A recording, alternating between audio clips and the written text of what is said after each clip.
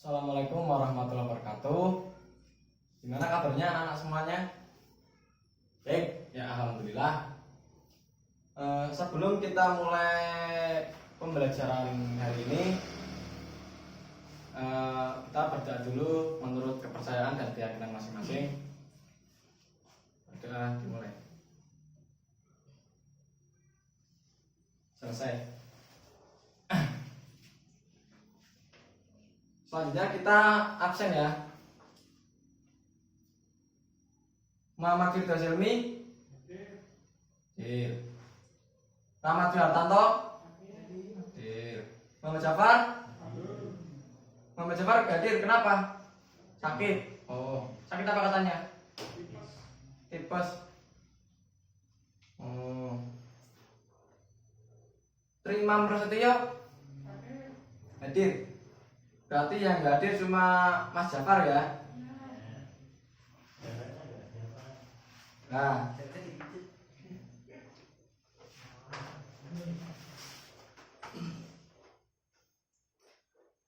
kita akan belajar mengenai materi teks negosiasi. Teks negosiasi ya. Di dalam teks negosiasi itu pertama ya pengertian ya.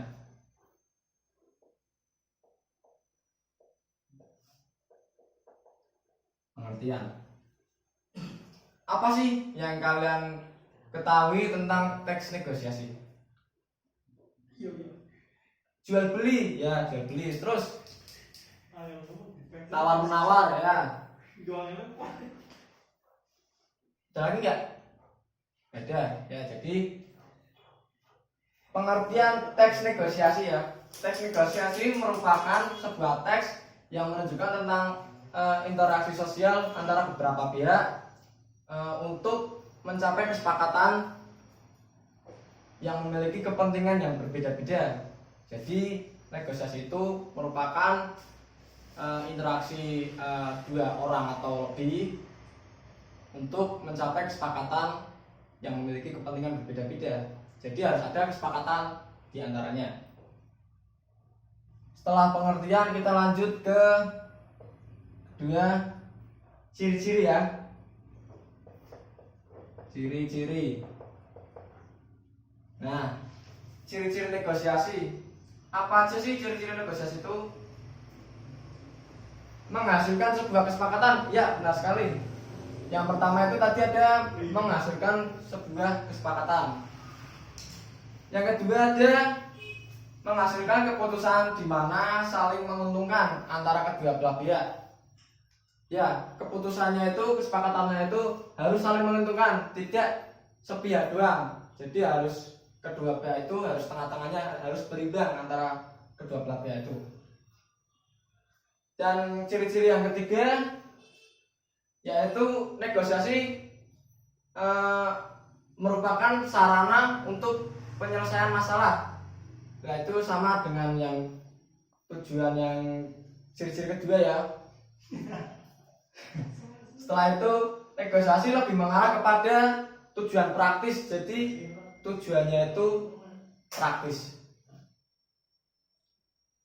Selanjutnya ada negosiasi dilaksanakan demi memprioritaskan kepentingan bersama. Jadi tidak hanya untuk kepentingan individu, tetapi tujuannya itu untuk kepentingan bersama, entah itu kedua belah pihak atau lebih. Selanjutnya ciri-ciri yaitu menyangkut sebuah rencana yang belum terjadi. Ya, rencananya itu belum terjadi. Selanjutnya di dalam negosiasi selalu melibatkan antara dua belah pihak. Ya tentu kalau negosiasi itu harus ada dua belah pihak, lebih juga bisa. Dan negosiasi itu merupakan sebuah interaksi sosial yang berlangsung secara ya langsung ya, tidak langsung itu enggak. Terakhir ada umumnya teks negosiasi itu dalam bentuk dialog, tapi bisa diubah menjadi monolog. Selanjutnya ada struktur ketiga ya.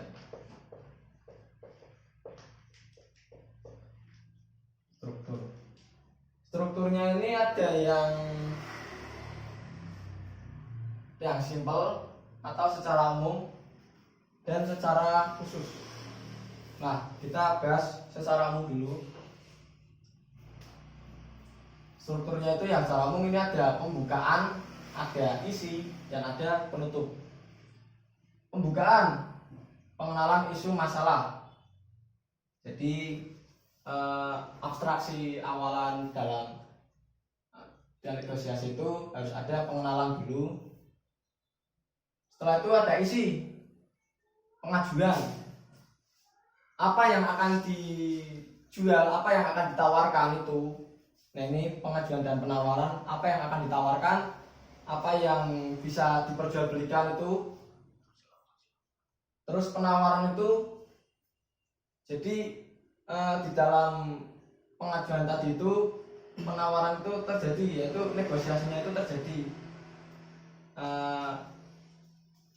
guna mencapai kesepakatan atau kepuasan dan ketidakpuasan. Ya, ini merupakan penutup. Jadi tadi strukturnya itu ada pembuka,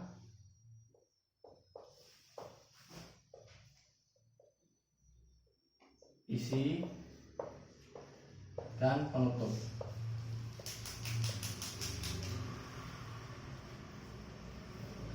Ini tadi berarti ini secara umum ya, struktur secara umum.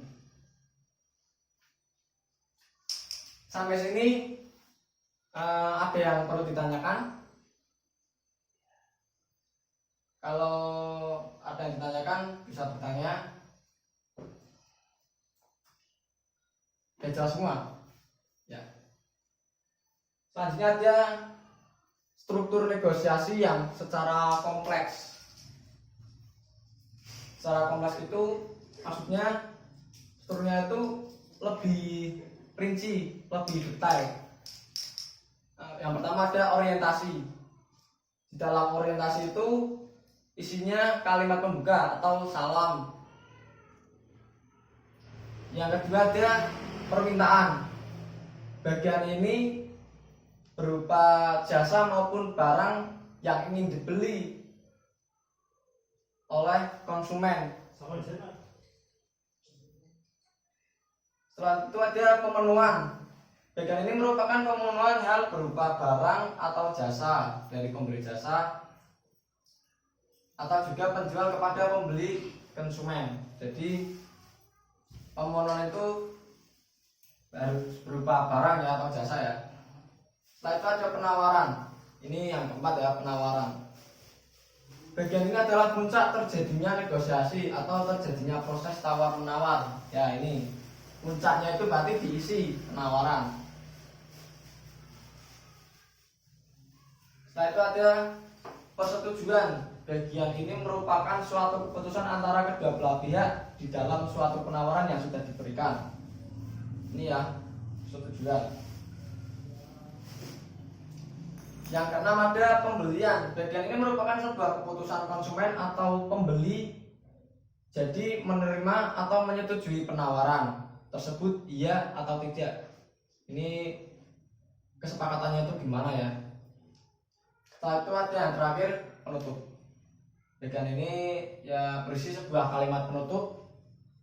Di antaranya seperti ya, terima kasih atas kerjasamanya, semoga lain waktu bisa bisnis lagi. Nah, setelah Bapak memaparkan materi tadi, adakah yang perlu dipertanyakan? Ada yang kurang jelas? Pak, berarti di dalam negosiasi itu harus ada kesepakatan ya Pak? Ya betul, karena itu merupakan kunci dari negosiasi. Kalau tidak ada kesepakatan berarti negosiasi itu akan gagal. Udah nggak ada lagi ya. Kita lanjut ke, nah ini apa sih Pak? Nah, ini tuh denah ya, denah struktur. Nah, ini tuh ada kantong ini ya. Jadi di dalam kantong ini ada undian 3 yang nanti ada tulisan pembukaan, isi, dan penutup. Nah, nanti dari anak-anak sendiri akan dibagi menjadi 3 kelompok. Setelah dibagi menjadi 3 kelompok, nanti perwakilan maju satu-satu untuk mengambil undian tersebut. Setelah undian tersebut diambil, maka kelompok tersebut akan menyampaikan, misal dapatnya pembukaan, berarti kelompok tersebut akan menjelaskan tentang pembukaan dan juga mempraktekannya secara langsung terhadap teman kelompok lainnya. Begitu juga dengan yang mendapat isi dan penutup. Kalau sudah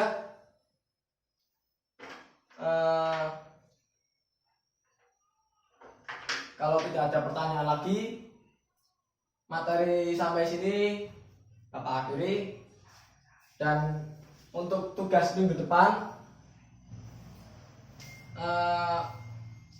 kalian membuat kelompok, bukan kelompok sih, kalian akan berpasang-pasangan untuk membuat teks negosiasi. Nanti setelah itu kalian maju ke depan untuk mempraktekannya secara langsung. Ada pertanyaan? Sudah jelas ya? Ya. Terima kasih atas perhatiannya. Pak ucapkan terima kasih. Assalamualaikum warahmatullahi wabarakatuh.